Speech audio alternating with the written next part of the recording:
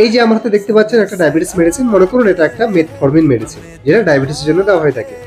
এবার প্রশ্ন হলো, যখন এই মেডিসিনটা আমরা খাচ্ছি তারপরে কিছুক্ষণ পরে ইনস্ট্যান্টলি আমাদের রক্তে থাকা যে গ্লুকোজ লেভেলটা এটা কাম ডাউন হতে শুরু করে, কমতে শুরু করে।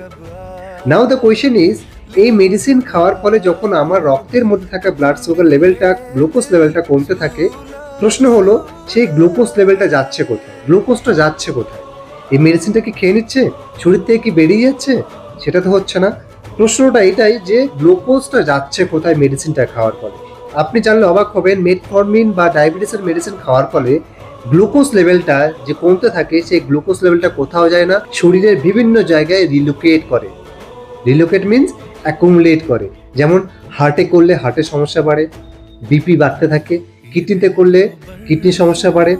জয়েন্টে জয়েন্টে রিলোকেট করলে ইনফ্লেমেশন বাড়ে, জয়েন্ট পেইন বাড়ে। এইরকম নানান ধরনের সমস্যা কিন্তু দেখা দিয়ে থাকে। তাই আপনি যদি এখনও ডায়াবেটিসের জন্য ডায়াবেটিসের মেডিসিন সেবন করছেন, তাহলে কিন্তু সাবধান হয়ে যান। আদারওয়াইজ এখান থেকে নানান ধরনের সমস্যার সম্মুখীন কিন্তু আপনি হতে পারেন। তাই ডায়াবেটিস থেকে মুক্তি পেতে গেলে সাধারণ কিছু টিপস অ্যান্ড ট্রিক্স রয়েছে, যেমন একটা ব্যালেন্স ডায়েট মেনটেন করা, যোগা এক্সারসাইজ করা এবং একটি হেলদি লাইফস্টাইল লিড করা।